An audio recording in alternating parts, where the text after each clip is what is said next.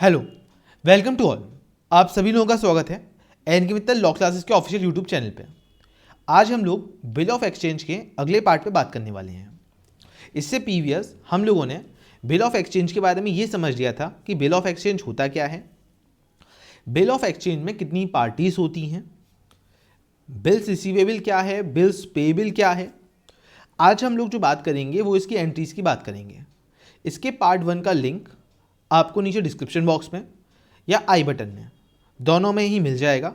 आप इससे पहला वीडियो जाकर देख लीजिएगा, जिससे आप लोगों को ये वीडियो और बेहतर रूप से समझ में आ जाए।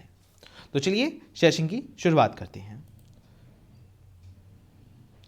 सबसे पहले जब एक पर्सन अपने बिल की एक्सेप्टेंस ड्रॉयर को दे देता है तो उसके पास 4 ऑप्शन बचते हैं। या तो वो उस बिल को अपने पास मैच्योरिटी तक रख सकता है और खुद ही उस बिल की पेमेंट रिसीव कर सकता है। जैसे मान लीजिए मैंने आपको एक बिल लिखा था, या इसमें एक 2 पार्टी का एग्जांपल लेते हुए और बेहतर रूप से मैं आपको समझाता हूँ। मान लीजिए एक ए पार्टी थी और एक बी पार्टी थी। ए पार्टी ने बी पार्टी को 5,000 रुपये का बिल लिखा था। इसने उसे एक्सेप्ट कर लिया और बोला कि हाँ, मैं आपको 5,000 रुपये 3 महीने के बाद पे कर दूंगा, और उस बिल को रिटर्न कर दिया ए को। आई होप ये वाली बात समझ में आ गई होगी। अब इस बिल जो ए के पास है, उस बिल के लिए पॉइंट ऑफ व्यू पे ए के पास 4 ऑप्शन है। या तो वो उस बिल को मैच्योरिटी तक अपने पास रखेगा और बोलेगा कि ये जब बिल मेरे पास मैच्योरिटी तक रहेगा और 3 महीने बाद आप मुझे ही पेमेंट कर देना, ठीक है। या मैं एक काम ये करूँगा, मैं उस बिल को बैंक से डिस्काउंट करा लूँगा। मतलब मैं बैंक से बोलूँगा, बैंक आप 5,000 की जगह मुझे 4,500 रुपये दे दो, और एक काम ये करिएगा, ये बिल मुझे जब मिलेगा 3 महीने बाद तो उसकी पेमेंट आप कर लेना 5,000 की। या एक काम और कर सकता हूँ, मैं इस बिल को किसी थर्ड पर्सन जेड को इंडोर्स कर दे रहा हूँ कि जेड भाई मुझे अभी पेमेंट की नीड है, तो आप मुझे 5,000 दे दो। ये देखो मेरे पास बिल है, मुझे 3 महीने बाद तो मिलने ही वाले हैं, आप 3 महीने बाद ले लेना। या फिर हो सकता है बिल को कलेक्शन के लिए दे दूं, कि मैंने बिल को बैंक में कलेक्शन के लिए दे दिया कि बैंक आप मुझे 3 महीने के 5,000 रुपये अभी दे दो और 3 महीने बाद आपको 5,000 मिल जाएंगे। ये सभी चीज़ें एक पर्सन के पास अवेलेबल होती हैं जब बिल की एक्सेप्टेंस उसे मिल जाती है। यानी कि ये जो पर्सन ड्रॉअर होता है, जब इसे ड्रॉई से एक्सेप्टेंस मिल गया तो वो इन चारों में से कौन सा काम कर सकता है या कौन सा काम करना चाहता है, ये उसकी इच्छा पर निर्भर करता है। अब इन चारों केसेस में क्या एंट्री रहती हैं और क्या डिफरेंस आता है, हम उसको समझते हैं। लेकिन सबसे पहले हम लोग एक बात समझते हैं, स्टार्ट की 2 एंट्रीज, ये दोनों ये तो सभी में कॉमन रहेंगी। सर कौन सी एंट्री? जब मैं उधार माल बेचूंगा। जैसे मान लीजिए मैं ए हूँ और मैंने उधार माल बेचा है किसको? बी को। तो अगर मैंने उधार माल बी को बेचा है तो बी का अकाउंट डेबिट हुआ होगा टू सेल्स का, क्योंकि मैंने उसे उधार माल बेचा, ठीक है। और बी अपनी बुक्स भी बनाएगा, वो लिखेगा कि मैंने उधार माल परचेज करा, किससे? ए से, ठीक है सर। उसके बाद मैं एक बिल लिखूंगा बी पे, ठीक है ना। बी पे मैं एक बिल लिखूंगा कि बी आप उसे एक्सेप्ट करके दो, ठीक है। तो मैंने उस पर एक बिल लिख दिया। जब बी उस बिल को एक्सेप्ट कर लेगा तो वो मेरे नाम पे एंट्री करेगा कि ए डेबिट टू बीपी। अब मेरे लिए वो बिल्स पेएबल है उसके लिए, लेकिन मेरे लिए क्या है, वो बिल्स रिसीवेबल होगा। तो मैं एंट्री करूंगा B R to B. I hope मेरी बातें यहाँ पे समझ में आ गई होंगी। यानी कि सर ये दोनों एंट्रीज तो सब में कॉमन है। जब आप उधार माल बेचेंगे तब drawee account debit to sales account, ठीक है।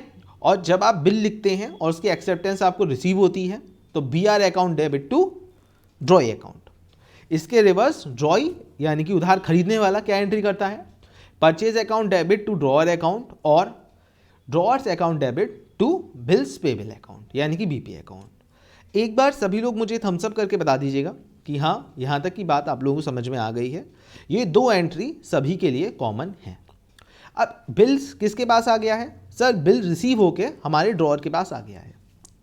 अब हमारा ड्रॉअर हो सकता है इसे मैच्योरिटी टाइम तक रखे, हो सकता है बिल को बैंक से डिस्काउंटेड करा ले, या हो सकता है किसी को इंडोर्स कर दे, या ये भी हो सकता है वो इस बिल को क्या करे सर, वो इस बिल को हो सकता है बैंक से कलेक्शन के लिए भेज दें। तो इन चारों स्थिति में क्या एंट्री और बढ़ेंगी हम उनको समझेंगे, but again I will repeat, ये दोनों एंट्री सभी के लिए कैसी रहेंगी सर, सभी के लिए शुरुआत की दोनों एंट्री कैसी रहेंगी, सेम रहेंगी, सेल के टाइम पे और बिल रिसीव होने के टाइम पे। चलिए बढ़ते हैं आगे। सबसे पहले जब मैं बिल को मैच्योरिटी डेट तक अपने पास रखता हूं, मैं तब क्या करूंगा। एक सीधी सी बात बताइए, मैच्योरिटी डेट तक अगर मैं 3 महीने तक का मैंने आपको बिल लिखा था, तो सीधी सी बात है आप मुझे 3 महीने बाद पेमेंट कर देंगे, ठीक है, हाँ सर 3 महीने बाद मैं आपको पेमेंट कर दूंगा। तो अगर मैं मैच्योरिटी डेट तक उस बिल को अपने पास रखता हूं, तो यानी कि एंट्री क्या होगी, BPA account debit to cash या बैंक, जैसे भी मैं आपको पेमेंट करूंगा। ये मैंने बिल की पेमेंट कर दी, अब मुझे रिसीव हो जाएगी, तो cash account debit to BR account, यानी कि इस बंदे ने 3 महीने बाद मुझे पेमेंट कर दिया और मुझे यहां पे रिसीव हो गया। ड्रॉय तो एक सीधी सी बात है, ड्रॉय तो हर हाल में पेमेंट करेगा, एक इसकी एंट्री तो हमेशा चारों केसेस में सेम रहेगी। मैंने इस बिल को दूसरे को इंडोर्स कर दिया, भाई तुम दूसरे को पेमेंट करोगे। मैंने इस बिल को बैंक से कलेक्शन के लिए दे दिया, भाई तुम बैंक को तुम जाके तुम क्या करोगे, ड्रॉय भी भैया तुम बैंक को जाकर पेमेंट करोगे। सीधी सी बात है, मैं तो कुछ भी करूं इस बिल का, लेकिन ड्रॉय क्या करेगा, ड्रॉय तो हमेशा ही यही एंट्री रखेगा कि BP account debit to cash account, क्योंकि उसे तो बिल की पेमेंट ही करनी है ना। आप लोग बताओ, उसे तो बिल की पेमेंट ही करनी है, वो तो हमेशा यही एंट्री रखेगा। एंट्री का इफेक्ट किस पे पड़ेगा, ड्रॉअर पे, ठीक है। तो शुरुआत की एंट्रीज आप लोगों को समझ में आ गई, माल बेचते समय और माल एक्सेप्ट करते समय हमेशा यही रहती हैं। उसके बाद में अगर मैं मैच्योरिटी तक अपने पास रखूंगा तो BP account debit to cash, drawee की तो यही रहेगी। अगर मैं मैच्योरिटी तक रखूंगा तो उससे बिल का रिसीव मैं ही कर रहा हूं, ठीक है। अब दूसरे केस की बात हम करते हैं। अब मैं गया बैंक के पास, भैया बैंक आप मैच्योरिटी डेट पे पेमेंट उससे ले लेना, मुझे एक काम ये करो, मुझे अभी पैसे की ज़रूरत है, आप कुछ डिस्काउंट पे दे दो। 5,000 का मैंने उसे बिल लिखा था, आप मुझे एक काम ये करो, आप मुझे 4,500 रुपये दे दो 5,000 के, और 500 रुपये डिस्काउंट रख लो, ठीक है, आप कमा लो, और मैच्योरिटी पे आप पूरे 5,000 ले लेना। तो अब देखो सीधी सी बात है, ये तो मैच्योरिटी डेट पे पेमेंट करेगा, इसकी तो वही एंट्री है, BP account debit to cash, जो पहले थी जो अब है ना, इसकी एंट्री पे तो कोई फर्क नहीं पड़ा। लेकिन इस बंदे की एंट्री पे फर्क पड़ेगा। क्या होगा, जब मैं जाऊंगा बैंक के पास और बोलूंगा बैंक मुझे तुम अभी पेमेंट कर दो, तो पेमेंट पे मेरी एंट्री क्या होती थी, कैश अकाउंट डेबिट या bank account debit to BR account. तो अब मैं उसमें डिस्काउंट और हो जाएगा, क्योंकि 5,000 रुपए के बदले बैंक हम को बोलेगा मैं आपको 5,000 दे दूंगा। बैंक तो बोलेगा भाई कुछ पैसे हम भी रखेंगे यार, हम तुम्हें क्यों दे दें जल्दी, वरना तुम रुको 3 महीने तक। तो वो जो लिखेगा वो डिस्काउंट रखेगा, ठीक है। और उस पार्ट पे इस बंदे की बुक्स में कोई एंट्री नहीं हो रही होगी, क्योंकि इसको क्या मतलब, आपने बैंक से बुना लिया, मैं तो 3 महीने बाद पेमेंट करूंगा। और जब ये बंदा पेमेंट कर देगा तो ऑब्वियस सी बात है इससे कोई मतलब अब नहीं होगा, क्योंकि अगर पेमेंट इसने कर दी तो इससे कोई मतलब नहीं है, सीधी सी बात है, इससे कोई फर्क नहीं पड़ता, क्योंकि बैंक ने अपनी पेमेंट कर दी। तो आई होप सो यहाँ तक मेरी बात समझ में आ चुकी होगी। यानी कि अगर मैं बैंक से पैसा जाता हूँ, वो बैंक को बिल को भुनाता हूँ, तो मैं एक एंट्री करूँगा जहाँ पे मैं ये एंट्री कर रहा था कि cash account debit to BR maturity date तक, यहाँ पे मैं एंट्री करूँगा bank account debit discount account debit to BR account. और जब ये पेमेंट करेगा तो ये अपनी पेमेंट करेगा, उस टाइम पे मुझे कोई मतलब नहीं है कि इस पेमेंट की वसूली कौन कर रहा होगा, सर इस पेमेंट की वसूली बैंक कर रहा होगा, बैंक अपनी पास एंट्री मैनेज करेगा, ठीक है ना। चलिए अब तीसरे पार्ट में अगर मैं बात करता हूँ, अगर मैं इस बिल को किसी और को दे दूँ, तो अगर मैं इस बिल को किसी और को दे दूँ तो सीधी सी बात है, मैं अब उस बिल की पेमेंट उस बंदे से वसूल लाऊंगा। मैंने 5,000 का बिल बोला आप ले लो, जब वो बंदा पेमेंट करे तो आप ले लेना, तो ये तो वही एंट्री करेगा, मैंने वही आपसे बोला था, ड्रॉय तो वही एंट्री करेगा, ये तो 4 महीने या 3 महीने बाद अपना बिल का पेमेंट करेगा, BP account debit to cash, बात खत्म। लेकिन अगर मैंने इस बिल को इंडोर्स कर दिया, तो जिसको मैंने इंडोर्स करा है, जो इंडोसी है, उससे मैं पैसे वसूलूंगा, भाई 5,000 रुपये मुझे अभी दे दो, तुम जब 3 महीने बाद मिले तो 5,000 ले लेना, सही बात है। तो उस इंडोसी का नाम, जैसे मान लो मैंने उस बिल को आर को दे दिया, तो टू बी आर। देखो सीधी सी बात है, जब आप मैच्योरिटी डेट तक रखोगे तो आप कैश वसूलोगे, कैश टू बी आर, सही बात है। जब आप बैंक से वसूलोगे तो क्या करोगे, बैंक, और जो डिस्काउंट दोगे टू बी आर। और जब आप किसी पर्सन को इंडोस कर दोगे तो endorse account debit, endorsee account debit to B R, खत्म बात। जहाँ पे आप मेच्योरिटी डेट तक रख रहे हैं वहाँ पे आपने दूसरे को इंडोर्स करके उससे पैसा ले लिया, अब वो वसूलेगा, जब वो मेच्योरिटी पे पेमेंट करेगा तो उसको करेगा, आपको थोड़ी ना करेगा। आई होप सो यहाँ तक मेरी बातें क्लियर हो रही होंगी। अब यहाँ पर एक तीसरा बंदा और आ गया, कौन? इंडोसी। तो एक काम ये करते हैं, उसकी बुक का अकाउंट भी देख लेते हैं। अब वो अपने यहाँ पे क्या एंट्री करेगा? इंडोसी अकाउंट पे एंट्री होगी BR account debit to drawer account, यानी कि BR account debit to A, क्योंकि A को मैंने पैसे दिए होंगे ना और उससे बिल मिल गया होगा मुझे, और उसके बाद जब मुझे उससे पेमेंट मिल जाएगा किससे? B से, तो मैं अपने यहाँ पे वही एंट्री कर दूंगा जो A अपने यहाँ पे करता जब उसे पेमेंट मिलती। क्या एंट्री करता? Cash account debit to BR। बात खत्म। हुआ क्या है भाई इंडोर्समेंट में? इंडोर्समेंट में सिर्फ इतना ही तो हुआ है, इसने तो पेमेंट करा, इसको तो कोई मतलब नहीं है, ये तो 3 महीने बाद अपनी पेमेंट करेगा। अगर आप मेच्योरिटी डेट तक रखते तो आप एंट्री करते cash account debit to BR account, अगर आप मेच्योरिटी डेट तक रखते। लेकिन आपने वो बिल मुझे दे दिया कि आप मुझे अभी पैसा दे दो, बिल से आप पेमेंट ले लेना, तो ये पेमेंट जब मैं लूंगा, मैं इंडोर्स ही हूं, तो मैं यहाँ पे अपने में एंट्री कर दूंगा। और मैंने बिकॉज ऑफ आपको पैसा दे दिया बिल लेके, तो आपने अपने यहाँ पे एंट्री कर दी कि इंडोसी account debit to BR account. अब मैं एंट्री करूंगा BR account debit to drawer account. I hope so यहाँ तक क्लियर हो गया होगा। तीनों केस आप लोगों को बहुत अच्छे से क्लियर होंगे। इसके एक बार हम सम भी कर लेंगे जिससे आप लोगों को कोई दिक्कत यहाँ पे नहीं आए। अगले केस में मैं जो बात करूँगा वो है फोर्थ वन, जब हम बिल को कलेक्शन के लिए भेज देते हैं। अगर हम बिल को कलेक्शन के लिए बैंक में भेज रहे हैं और हम बोल रहे हैं कि ये बैंक में मेरे अकाउंट में काम ही कर दीजिए, 5,000 रुपये दे दीजिए मेरे अकाउंट को, क्योंकि मैं काम ही कर रहा हूँ, बिल को कलेक्शन के लिए भेज दे रहा हूँ। तो बैंक वाले बोलेंगे ठीक है, ओके, हम आपको बिल को कलेक्शन के लिए दे रहे हैं, ठीक है। तो यहाँ पे एक एंट्री हो जाएगी, bill for collection account debit to BR account, bill for collection account debit to BR account, ठीक है। और जब मुझे मेच्योरिटी पे मिल जाएगा तो bank account debit to bill of collection account, क्योंकि यहाँ पे देखिए, यहाँ पे मैंने अपने जो खाते में जमा करा वो क्या कर दिया, अब मेरे खाते में एक तरह से बिल जमा है, हाँ या ना। और जब मेरे पास में एंट्री हो जाएगी तो मेरे खाते में वही कैश में कन्वर्ट हो जाएगा, ठीक है ना। बस इतना है कि हाँ मेरे पास बिल है तो मैं बैंक से पैसे ले सकता हूँ। तो bill of collection account debit to BR account, और जब मेच्योरिटी डेट पे वो पेमेंट करेगा तो यहाँ पे वो तो अपनी एंट्री वही करेगा, मैं क्या करूँगा, bank account debit to bill for collection account. तो आई होप सो आप लोगों को चारों केस समझ में आ चुके होंगे। फर्स्ट वन केस क्या था हमारा फर्स्ट वन केस था मेच्योरिटी तक रखने पे, स्टार्ट की 2 एंट्री सेम है उधार बेचने पे, और अगर बिल को मैं एक्सेप्ट करता हूँ, वो बिल को मैं लिखता हूँ और सामने वाली पार्टी एक्सेप्ट करती है, तो अगर मैं लिखता हूँ तो BR account debit to drawee और drawer account debit to BP सामने वाला करेगा। ये हमेशा पेमेंट ही करेगा तो इसकी तो सेम एंट्री रहती है। ड्रॉअर के अकाउंट की एंट्री बदलती रहती है, अगर वो अपने पास रखेगा तो वो रखेगा cash account debit to BR account. अगर मान लीजिए उसने भुनाने के लिए बैंक को दे दिया तो bank account debit discount account debit to BR account, ठीक है। और अगर उसने इंडोर्स कर दिया किसी को, अगर मान लीजिए उसने किसी को दे दिया तो उसने उससे पैसे ले लिया होगा, तो उस पर्सन का account debit to BR account, सही बात है। और फिर वो अपने यहाँ पे पर्सन एक रिवर्स एंट्री सी कर देगा BR account debit to drawer, कि भैया मैंने उसे पैसा दे दिया है और मेच्योरिटी डेट पे मैं पेमेंट ले लूँगा। अगर मैंने कलेक्शन के लिए भेज दिया होगा तो bank sent for collection account debit to BR account, और जब पेमेंट हो जाएगी तो bank account debit to bank for sent for collection account, ठीक है। तो अभी काम ये करते हैं, एक सवाल यहाँ पे है आप लोगों के लिए, इसमें आप लोगों को दोनों लोगों की मुझे एंट्रीज उनकी किताबों में करके दिखानी है। सबसे पहले हम लोग शुरुआत करते हैं, दोनों लोगों की एंट्री करनी है, बिकॉज ऑफ ड्रॉअर की बुक में भी एंट्री करनी है और ड्रॉई की बुक में भी एंट्री करनी है। तो सबसे पहले तो यहाँ पे ड्रॉअर कौन है वो आप बताइए, और यहाँ पे ड्रॉई कौन है वो आप बताइए, क्योंकि दोनों की किताबों में एंट्री आप लोगों को करनी है।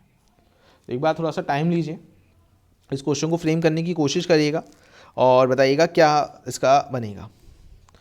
देखिए इसमें हुआ क्या है सर, इसमें एक पर्सन था, उसने सबसे पहले माल बेचा, किसको, उधार में।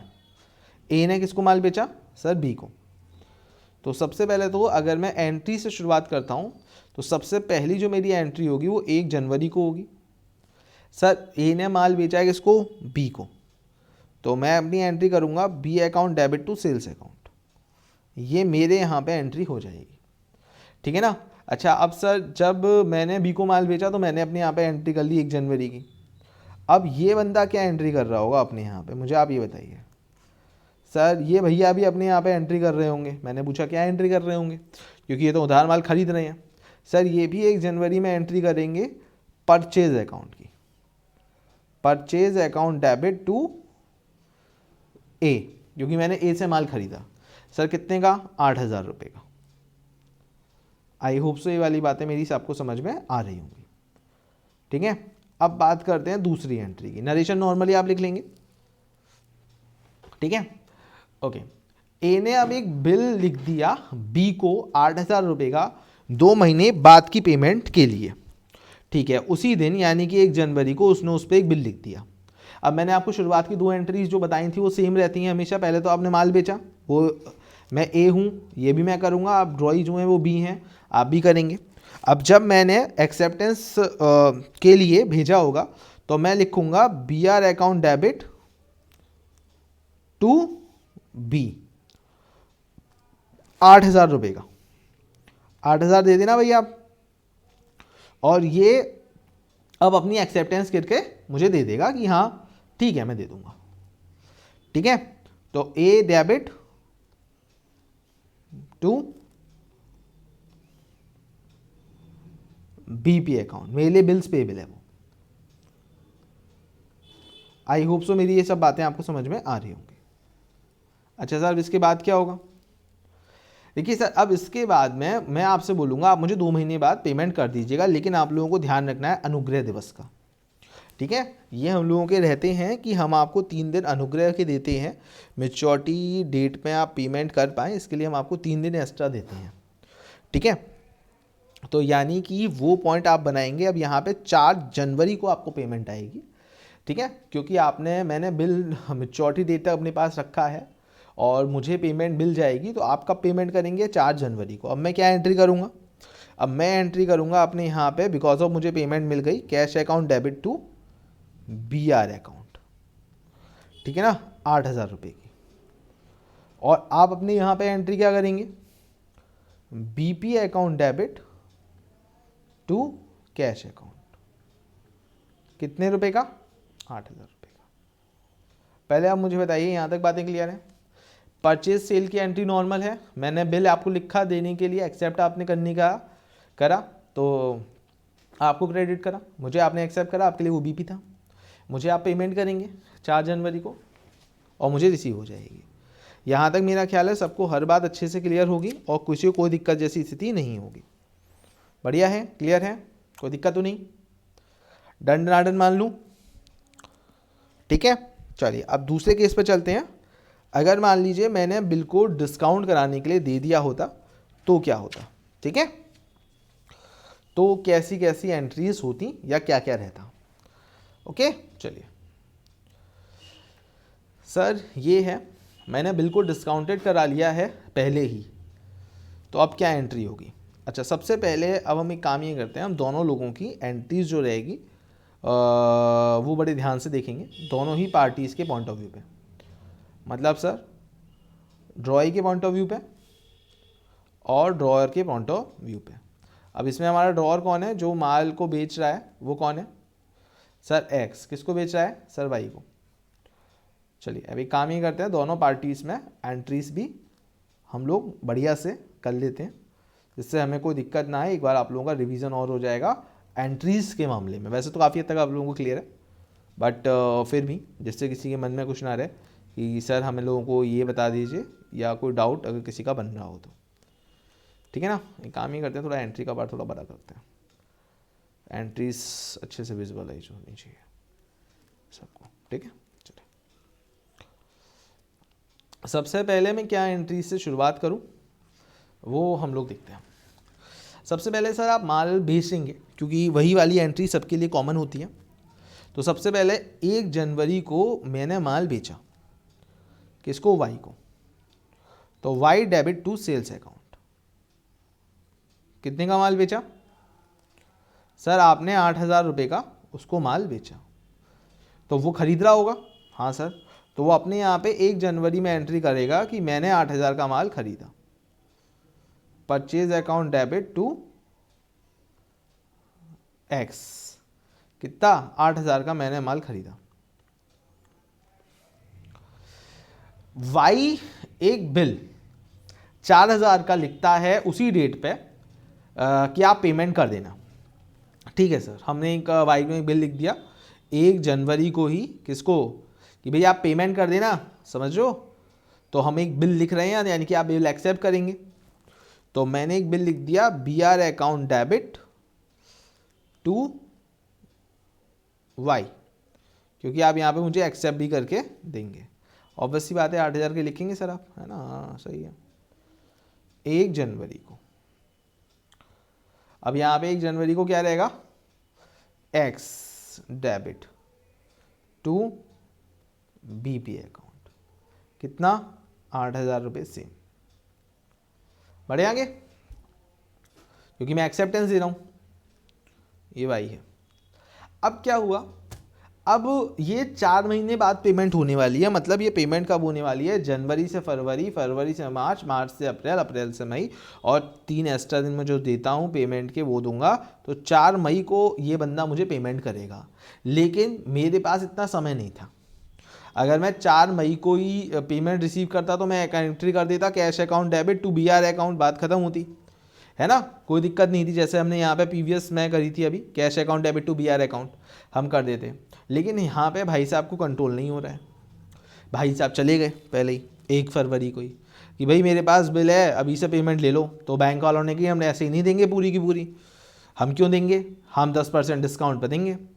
तो मैं 8,000 का हम 7,800 दे देंगे। उसने कहा ठीक है चलो, कुछ तो मिल रहा है दे दो, क्योंकि ये समय से पहले ले लिया ना।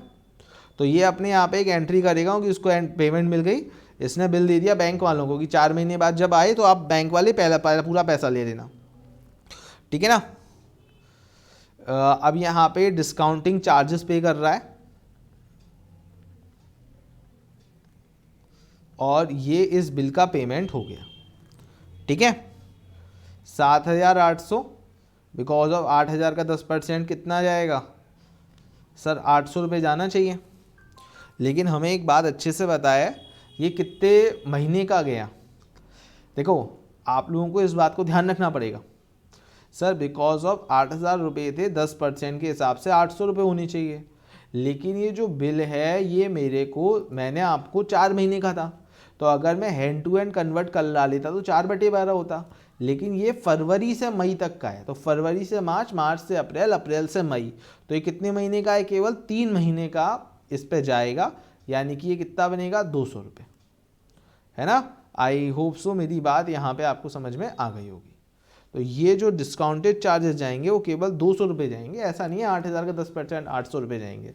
महीनों का भी आपको ध्यान रखना है, बिकॉज ऑफ 800 रुपये पूरे साल के जाते 12 महीने के, लेकिन आप में फ़र्क कितने का पड़ा है, केवल 3 महीने का।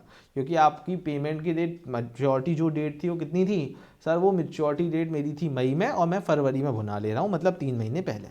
तो 3 महीने का आपका जाएगा चार्ज, ठीक है। और 4 मई को ये तो इसको तो कोई मतलब ही नहीं है, आपने बैंक से जाके बना लिया, ऐसे कोई फ़र्क ही नहीं पड़ता। इसको मतलब क्या है, मैं तो 4 महीने बाद भाई अपनी पेमेंट कर दूंगा जैसी मेरी डेट आती है। तो ये 4 महीने बाद मुझे पेमेंट कर देगा। BP account debit to bank या कैश, जैसे भी ये देना चाहे, टू बैंक कर देते हैं। और इसको अब जब 4 महीने पे इसको कोई मतलब ही नहीं है, क्योंकि इसको तो पेमेंट मिल गई 1 फरवरी को बैंक से। अब ये जो 8,000 रुपये की पूरी पेमेंट अपनी करेगा, इसको कोई मतलब नहीं है। अब ये 4 मई को पेमेंट किसको मिलेगी सर, बैंक को मिलेगी। बताइए क्लियर हो गई बातें, सबको डन है, किसी को कुछ पूछना तो नहीं है, बताइए। डन डना डन, पक्का। तो एक बार आप कमेंट बॉक्स में भी बोल दीजिएगा हाँ सर यहाँ तक का डन है, किसी को कोई दिक्कत जैसी स्थिति यहाँ पे नहीं है, ठीक है। एक सीधी सी बात है, ड्रॉअर था, उसने सेल और परचेज तो जैसे करता है वो वैसे ही करेगा।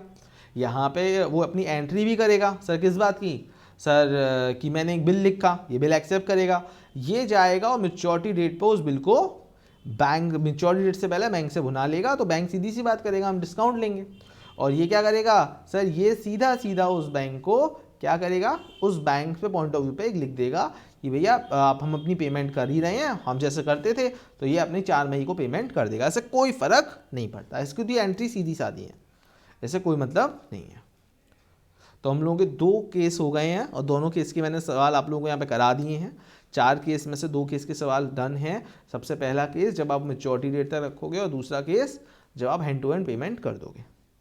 आप अब चाहो तो एक प्रैक्टिस ऑफ क्वेश्चन भी मैंने यहाँ सेम इसी तरह का इसी का रखा है, तो आप चाहो तो इसका दोबारा से प्रैक्टिस भी कर सकते हो। अब हम नेक्स्ट पार्ट की बात करते हैं, जब हम किसी को इंडोर्स कर रहे हैं। तो अब की बार हम किसी को इंडोर्स कर रहे हैं तो मैं एक काम ही करूँगा, मैं तीनों लोगों का अकाउंट बना के यहाँ पे दिखा दूँगा, ठीक है ना। अब यहाँ पे देखो, यहाँ पे ए ऑन कर रहा था 5150 टू पी को से। अब यहाँ पे सेल वाली एंट्री नहीं होगी। सर क्यों नहीं होगी? क्योंकि यहाँ पे वो ऑन ही कर रहा था, मतलब वो उसका अधिकार था इस वाली बात का। तो सबसे पहले तो हम एक काम ही करते हैं, हम 2 लोगों का पहले बुक्स खोलते हैं। एक तो ड्रॉअर की खोलते हैं और एक कौन की खोलते हैं? ड्रॉय की खोलते हैं। क्यू को अधिकार था 5150 रुपये वसूलने का, किससे? सर पी से, ठीक है। He settled by accepting P's bill.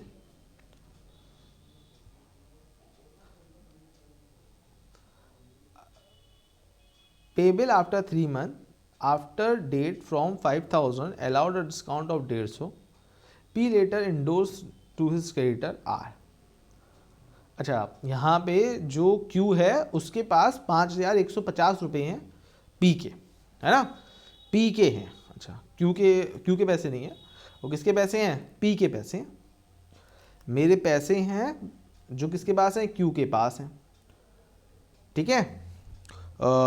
ठीक है, लेकिन एक बिल लिख दिया कि आप एक काम ही करना, आप केवल और केवल 5000 की पेमेंट कर देना। 5150 की छोड़ो, 3 महीने बाद 5000 की पेमेंट कर देना। सेटलमेंट हम लोगों में ये वाली बात का हो गया। तो अब सीधी सी बात है, बुक्स तो हमें अपनी सही से मेंटेन करनी होंगी। हम कोई घपला तो करते नहीं हैं अपनी किताबों में, हर रकम को हमें दिखाना ही ईमानदारी है हमारी, और ये वाली बात हम समझते भी हैं, है ना। अपनी रकम में हर छोटी बड़ी रकम को दिखाना ही हमारी ईमानदारी का एक भाग है। तो अगर सबसे पहले मैं यहाँ पे समझूं तो सबसे पहले तो मैं यहाँ पे एक बिल लिखूँगा, क्यों पेमेंट करो मेरी। तो ये मैंने बिल लिखा, लेकिन मेरी पेमेंट है कितने की? 5150 की। लेकिन मैंने बोला तुम मुझे बस केवल कितने दे दो? 5000 दे दो। तो 150 रुपये का मैं उसे क्या दे रहा हूँ? एक तरह से डिस्काउंट दे रहा हूँ, हाँ या ना? हाँ सर, डिस्काउंट दे रहे हैं 150 रुपये का उसको, सही बात है। तो किसको दे रहा है? क्यू को दे रहे हैं। तो जो 5150 का बिल है उसमें मैंने उसे बोल दिया 1 जनवरी को कि भैया तुम 150 रुपये का डिस्काउंट ले लो, लेकिन मेरी पेमेंट कर दो। उसने भी इस पर एक्सेप्टेंस दे दिया कि हाँ चलो ठीक है, हम कर देंगे आपकी पेमेंट, ठीक है। पी को अब मैंने डिस्काउंट रिसीव भी कर लिया। आई होप सो यहाँ तक मेरी बात समझ में आ गई होगी। तो नॉर्मल एंट्री यहाँ पे एक तरह से है। कोई परेशानी या समस्या हो तो मुझे बता दीजिए। डन है, ठीक है। अब उसके बाद में क्या हुआ? 1 जनवरी को अब ये बंदा क्या करेगा? सर ये बंदा तो अब मुझे 3 महीने बाद पेमेंट करेगा, यानी कि 3 महीने बाद का, अब जनवरी से फरवरी, फरवरी से मार्च, मार्च से अप्रैल, मतलब 4 अप्रैल को। 4 अप्रैल को ये बंदा मुझे अपनी पेमेंट कर देगा। कितने रुपए की? सर 5000 रुपये की, क्योंकि 150 रुपये का तो उसको डिस्काउंट दे दिया ना। तो इसके यहाँ पे तो एंट्री हो जाएगी BP account debit to bank account, ठीक है। 5000 रुपये की ये तो मुझे पेमेंट कर देगा। लेकिन मैंने इस बिल को इंडोर्स कर दिया था उसी दिन। इसकी तो एंट्रीज हमेशा बड़ी क्लियर रहती हैं, इसको दिक्कत नहीं है। इसने तो बिल एक्सेप्ट करा और बोला ठीक है 4 महीने बाद मुझे पेमेंट करना है, मैं कर दूंगा, ओके डन डन डन, बात खत्म हो गई मेरे लिए। लेकिन बीपी के पास, वो ड्रॉअर के पास बड़े ऑप्शन थे। वो मैच्योरिटी डेट तक रख सकता था, वो हमने कर लिया। बैंक से डिस्काउंटेड करा सकता था, वो हमने कर लिया। या एक काम ही करा, मैंने दूसरे को इंडोर्स कर दिया। 1 जनवरी को ही मैंने दूसरे को दे दिया कि भाई तुम मेरे क्रेडिटर हो आर, तो मुझे 5000 रुपये मिलने वाले हैं, 3 महीने बाद तुम ले लेना, इसी को अपनी पेमेंट समझ लो। और क्या है? आर ने बोला ठीक है, तो आर को एक बिल मिल गया, तो R debit to B R account, यानी कि एक तरह से मैंने उसको आर को 5,000 रुपये की पेमेंट कर दी। अब मेरी जेब से कोई कैश तो गया नहीं, मेरी जेब से कुछ नहीं गया, मेरी जेब से क्या गया, मेरी जेब से बस वो बिल चला गया कि भाई मुझे 3 महीने बाद तो मिलने ही वाला है पैसा, तुम ले लेना। ठीक है, यहाँ तक मेरी बातें समझ में सबको आ गई होंगी। अब उसके बाद में यहाँ पे एक एंट्री और देख लेते हैं, किसकी बुक्स में, in the books of R, यानी कि इंडोसी की बुक में। ठीक है, अब आर अपने यहाँ पे क्या क्या एंट्रीज कर रहा होगा। सबसे पहले तो एक बात मुझे बताइए, जब उसने मुझे बिल दिया तो उसने एंट्री करी R account debit to B R account, तो मैंने बिल लिया होगा, तो अब मैं एक्सेप्टेंस तो दे नहीं था ना, ये बिल मेरे लिए कोई पेमेंट है, मेरे लिए भी ये बिल रिसीवेबल ही है। बिल्स पेबल किसके लिए होता है, जो पेमेंट करता है, मुझे पेमेंट थोड़ी ना करना, मुझे तो पेमेंट लेना है। अब किससे, पहले मैं पीछा लेने वाला था, मैं क्यों से लूँगा वो 5,000 रुपये, जब 4 अप्रैल को उसके ड्यू होंगे। उसने मुझे बस 5,000 की जो उसका उधार था उसके बदले उसने मुझे एक बिल पकड़ा दिया। तो मैं अपनी यहाँ पे एंट्री करूँगा B R account debit to P, क्योंकि पी से मुझे मिले कितने रुपए, 8,000 रुपये। ठीक है, सॉरी 5,000 रुपये, 5,000 का बिल है ना, 5,000 की पेमेंट होने वाली है। और उसके बाद 4 अप्रैल जब आएगी तो वो मुद्दा मुझे बिल का अपना पेमेंट कर देगा। कौन, सर आपको क्यू से रिसीव हो जाएगी ये पैसे, है ना, क्योंकि उसको तो पेमेंट करनी थी, तो ये पैसे मुझे रिसीव हो जाएंगे 5,000 रुपये। तो जो एंट्री बिल रिसीव पे पी करता वो अब मैं करूँगा, क्योंकि उसने मुझे बिल इंडोर्स कर दिया था। तो आई होप सो आप लोगों को सब बातें मेरी समझ में आ रही होंगी अच्छे से, कोई दिक्कत नहीं होगी। अगर आप इसके कंप्लीट सेशन को एक बार देखते हैं तो आपको बढ़िया से अच्छे से चीज़ों के साथ में सभी बातों के साथ वाला पॉइंट आप लोगों को क्लियर हो रहा होगा। दिक्कत जैसी कोई भी समस्या का सामना आप लोगों को नहीं करना पड़ रहा यहाँ पे होगा। ठीक है, बढ़े आगे चलिए। अब हम लास्ट अपने पार्ट पे जाते हैं। इसमें हम लोग उस पार्ट पे आते हैं, अगर मान लीजिए मैं इसे बिल फॉर कलेक्शन के लिए भेज देता हूँ, मैं तब क्या एंट्रीज करूँगा या क्या होनी चाहिए। तो देखिए, बिल फॉर कलेक्शन के टाइम पे ड्रॉई पे तो कोई फ़र्क नहीं पड़ता, क्योंकि उसकी ज़िंदगी तो वैसी ही जैसी थी वैसी ही रहेगी। वो तो बस एक्सेप्ट करेगा बिल और पेमेंट कर देगा। लेकिन यहाँ पे जो फ़र्क पड़ता है वो किसको पड़ता है, ड्रॉअर को, है ना। ड्रॉअर की बुक्स में फ़र्क पड़ता है। ड्रॉई को तो कुछ मतलब नहीं है, ड्रॉई तो बस अपना उधार माल खरीदा, एक्सेप्टेंस दी, ले लो भैया एक्सेप्टेंस, और माल बेच दिया। ठीक है, चलो भैया।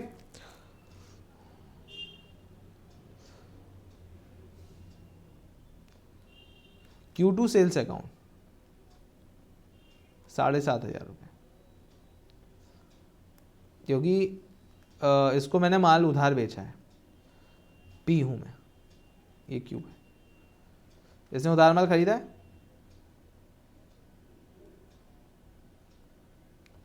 Purchase account debit to P,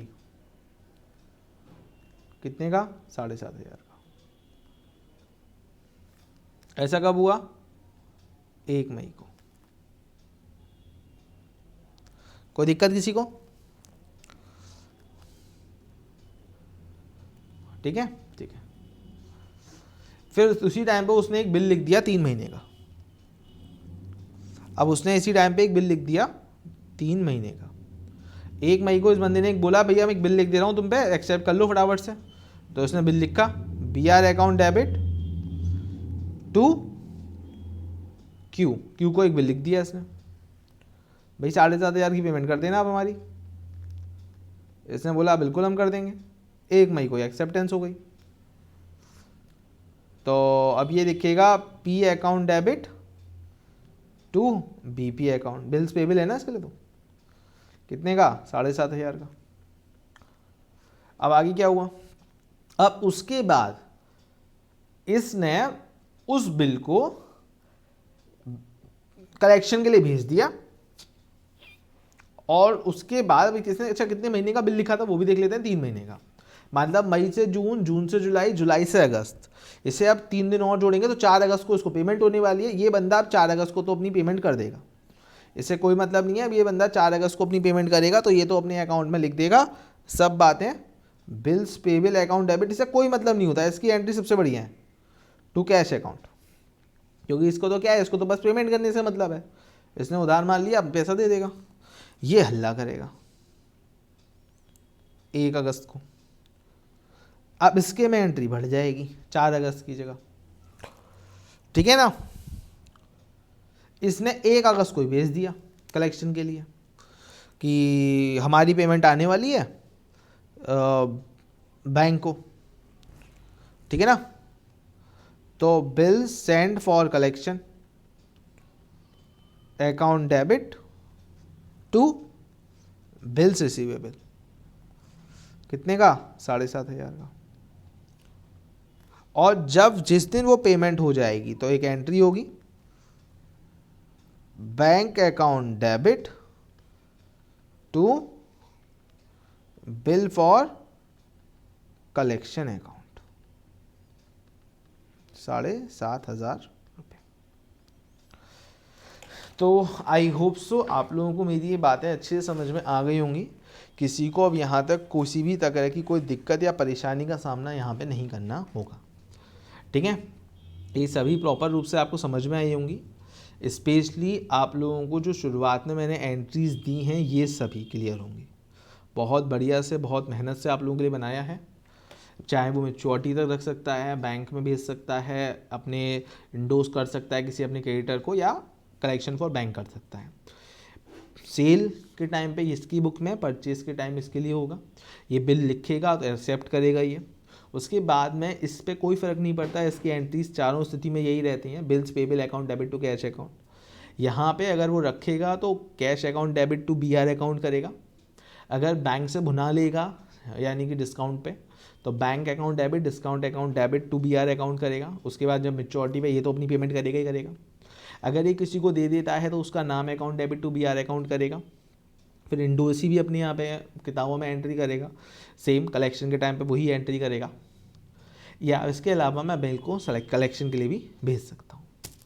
तो आई होप सो आप लोगों को सब समझ में आ गया होगा, आपने सभी चीज़ें रिदम के साथ जानी होंगी। अभी हम लोग इसके आगे बात करेंगे। सर मान लीजिए अगर ये जो ड्रॉई है ये पेमेंट ना करे तो क्या होगा, मतलब बिल जो है वो डिसकंटिन्यू हो जाए, वो बंदा अपनी पेमेंट ना कर पाए, तो हम उसकी एंट्रीज जानेंगे अपनी नेक्स्ट क्लास में। तो अगर आप लोगों को वीडियो अच्छा लगे तो प्लीज़ चैनल को सब्सक्राइब करके अपना प्यार और सपोर्ट हमें ज़रूर दिखाएं, और हम लोगों के साथ जुड़े रहें इसी तरह की ज़रूरी इन्फॉर्मेशन और बातों के लिए। तब तक के लिए आप लोगों के लिए बहुत बहुत धन्यवाद। टेक केयर, अपना ध्यान रखें, खुश रहें और पढ़ें। Thank you.